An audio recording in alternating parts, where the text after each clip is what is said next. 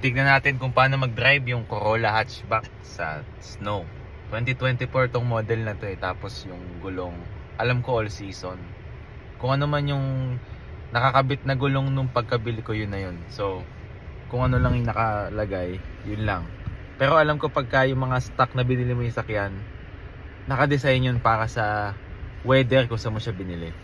So, yan yung temperature sa labas. 28 degrees. Medyo mas snow. Ayan yung labas natin. Yung kalsada dito, fina-flow naman. So, hindi naman siya yung parang sobrang delikado sa mga kotse. Tsaka yun nga, depende nga sa gulong. Pero yung gulong natin, hindi siya masyadong ano ba, yung parang super lakas ng kapit. Parang ano lang siya, mediocre lang siya. Tingnan natin. Ayan. Bago tayo mag-drive, ayan. So, meron tayong ano dyan, ano, yung parang tinaas mo siya, sport mode, gitna, balik sa likid dito, normal, tas eco sa baba. Ganyan yung itsura niya. Sport, normal, eco. Pagka nag-drive ka, parang maganda yata normal lang. Pero alam ko pagka medyo mas nung maganda rin yung sport kasi parang medyo high revving, may engine braking na tulong dun sa driver. Ayan, namimili kasi ako, may mga bag dyan. Medyo magulo kasi yung aso ko, dinadala ko. May kape dyan, 7-Eleven. Mahirap ang buhay ngayon, so yeah, 7-Eleven lang yung kape natin. Ano ba? Gas, kumpleto eh. Mamimili muna tayo bago tayo mag-drive para hindi na tayo pa labas-labas. Ano. Tingnan natin kung magre-record ba siya habang nagde-drive. Kasi alam ko yung CarPlay, hindi nagre-record ng voice eh. Ayan, kakatapos ko lang mamili. Yan. Ayan siya. Tingnan natin yung gulong, ano. Medyo malakas din yung snow eh. Kasi pagka iniwan mo siya, mag-yebe talaga. 205, 155, R16. Nakasulat ba dito? Dunlop. Wala namang nakalagay. Pero alam ko all season yun. Hindi naman sila naglalagay ng tawag dito ng mga winter tire sa mga kotse pag binibenta. Ayan. Yan yung likod ko, mga basura. Tara. Tirahin natin tong snow. Ayan. Simulan natin. Medyo na warm up ko na. Tsaka medyo may wiper din sa likod na ano ko na. Na clear ko na. Let's go. 28 degrees ang temperatura natin today. Medyo may yellow pero hindi pa siya yung icy.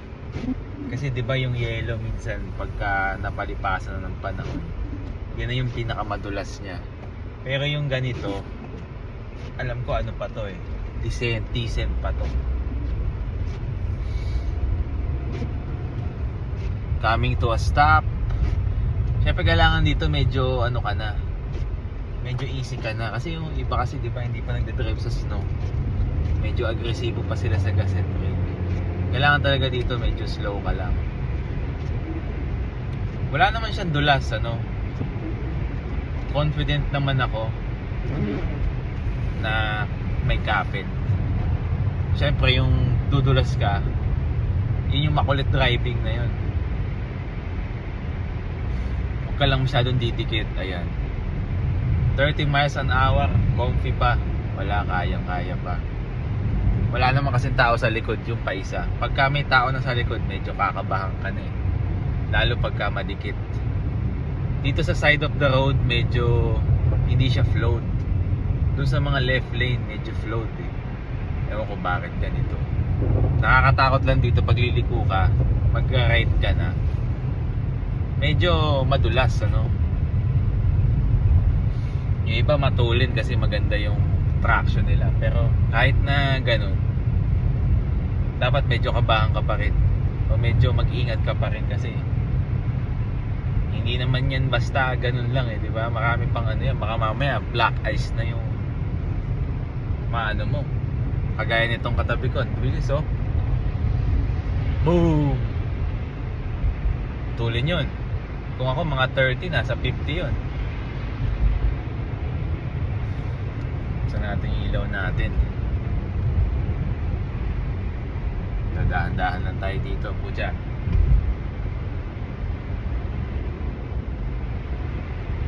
Siguro sobrang dramatic ko rin, pero sa totoo lang maganda naman. Hindi naman siya ito medyo black ice na itong sinasagasaan. Yan, medyo yan yung mga madulas. Yan yung parang yebe sa ice skating rank, ano. Hindi katulad dun sa ano yung may putik na, yung may halo ng tubig. Dito ka dapat mag-iingat kasi dito ka dudulas. Kung rear wheel drive yung kotse mo, baka dumulas dito. Tas wala kang tire na maayos, wala kang gulong, baka dumulas ka. Dito dahan-dahan lang yung mga gasolina mo. Ayun, medyo dumudulas, oh. Pagka pinuhuhan mo yung gasolina, dudulas ka, di ba? Parang tumatakbo sa madulas na floor, di ba? Yung mga wet floor warning sa mall, parang ganon. Ayun, oops. Pero dito syempre yung sasakyan may traction control. Pagka dumudulas ka, may assist yun. May ABS, ganun. Dito okay na ulit. Okay na uli yung daan dito sa tinatahak ko. Buti na lang wala rin masyadong kotse kasi medyo kakabahan din tayo mag-record. Okay. 50 miles an hour na tayo. Sakto lang. Sakto na. Yung sinasabi nilang all-wheel drive na ano, maganda rin naman talaga yon. Kasi medyo confident ka. Tsaka medyo parang hindi mo na kailangan masyadong magpalit ng gulong. Parang yung all-wheel drive minsan, kahit na hindi ganun kaganda yung gulong mo, ano ka eh, medyo mas kampante ka. Pero yung front wheel drive, hindi naman siya sa hindi drivable sa winter. Actually, di ba yung front wheel nga yung parang isa sa pinaka okay. Kasi hindi, ay pucha, may brake. Ayun, medyo nag-brake ako. Buti hindi tayo dumudulas. Tapos pagka ganyan pepreno ka, may red light bigla. Tingnan mo panoorin mo nasa likod mo. Baka mamaya dumudulas na. Eh, umalis ka na sa pwesto mo. Pucha, okay din. Pero yun nga yung all-wheel drive. Nakapag-drive na rin ako ng mga all-wheel drive. Okay naman talaga sila. Parang napakalakas mong sasakyan sa daan pag all-wheel drive yung gamit mo. Kasi hindi ka dumudulas mo talaga. Bukod pa sa gulong na maganda, eh 4 na gulong yung kumakapit. 28 degrees, 42 miles an hour tayo ngayon. Wala naman ako masyadong nararamdamang dulas. Yung gulong ko is about a year and a half old siguro. Kasi binili ko to mga last year eh. Yung dulas, mararamdaman ko lang siya pag dun sa mga likuan, sa ramp na medyo matulin. Tapos hindi pa siya masyadong na flow. Tsaka syempre pag nag hard brake, yung pinreno mo ng matindi, doon ka dudulas. Pero yung normal driving, hindi naman. Lagay nga natin sa sport mode. Sport mode, high revving eh, di ba? Parang may engine braking na ginaganap siya. Okay siya, okay ah. Okay to sa downhill. Kasi may engine brake. Okay din. Balik na nga natin sa normal. May makulot sa likod eh.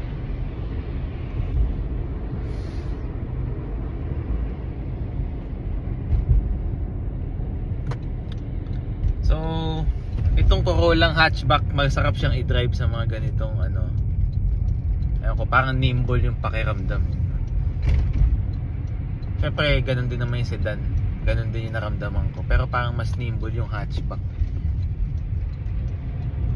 Yun, lumiko tayo ng mga nasa 20 an hour. Okay naman, wala naman dulas. Palit tayo ng lane. By the way, kumpleto na yung mga ganitong sasakyan sa panahon ngayon. Lagi nang may blind spot monitoring yan. So, hindi mo na masyadong kailangan pang lumingon-lingon kung baguhan ka. Pero syempre mahalaga pa rin yun. Sinasabi ko lang na mayroon siyang blind spot monitoring. Halos lahat ng kotse ngayon, kahit yung mga mumurahin. Meron na. Okay naman. Medyo okay na yung snow dito. Klaro na.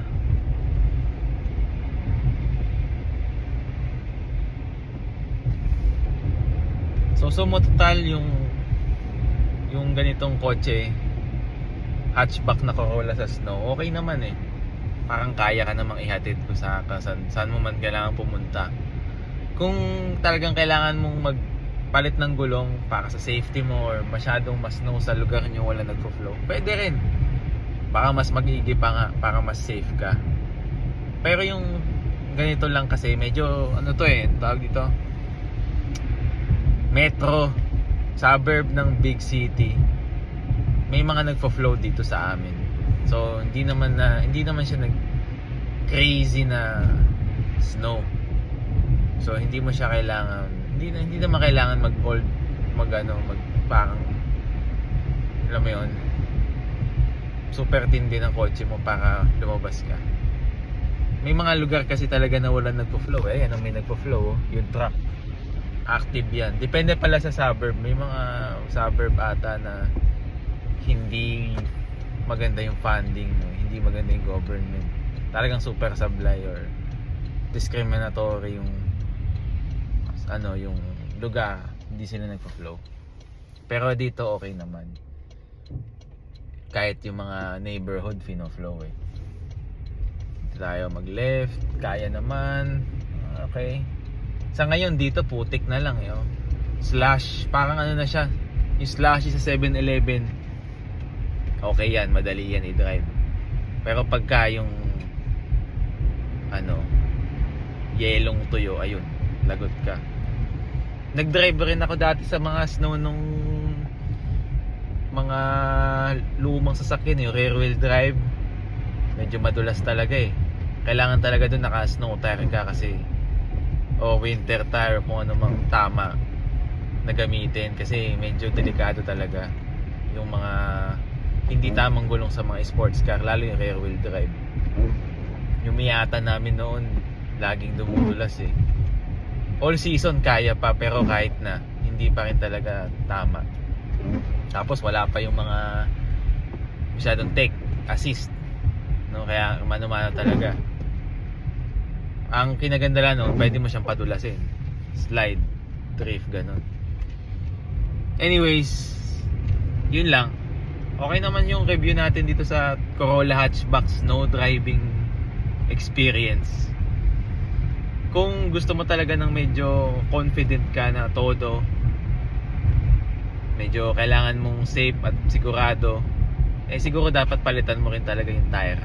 Kasi minsan medyo nararamdaman ko yung mga likuan, medyo alanganin eh. Siguro kung di ka magpapalit ng tire, ingat, or baka talagang experience din, mahalaga. Pero kung baguhan ka or baka may anak ka, baka mas maganda palitan mo yung gulong kasi para safe sila. Yun lang. I-wrap up natin to sa garahe or sa parking lot. Ayan, nakaparada na tayo ngayon. So matotal okay naman. Yun nga, saktong dulas. Medyo meron pa ring wheel spin kasi nga front wheel drive. Pero feeling ko pagka yung sasakyan mo ay yung gulong mo ay medyo nasa mas tamang akma ng panahon, baka mas less yung mga wheel spin at medyo alanganin moments. Ano pa, siguro baka dapat yung mga ganitong panahon, yung mga grocery mo ginawa mo na bago pa mag-snow, di ba? Tsaka medyo iwasan mo na rin siguro yung pagdadrive kung hindi ka sigurado. Kasi baka kahit na gano'ng ka kagaling, kahit na gano'ng ka ka-experience, di ba? Baka mabangga ka pa rin or mapasama ka dahil hindi naman lang ikaw yung tao sa daan. Yung iba, sila, walang pake. Wala tayong magagawa doon. Anyways, uwi na tayo. Ang Corolla hatchback sa snow, kung ang grade ko sa kanya, siguro nasa kung ikukumpara sa mga all-wheel drive na na-drive ko, yung Corolla hatchback, siguro nasa 7 out of 10. kasama na yung factor ng kung ano mang gulong ko. Siguro kung tama yung gulong ko, baka masabi ko nasa 8 or 9 siya. Pero yung ganito, 7 siguro. Kasi feeling ko sa mga iba medyo alanganin eh. Pero yun nga, it comes with experience. Kung medyo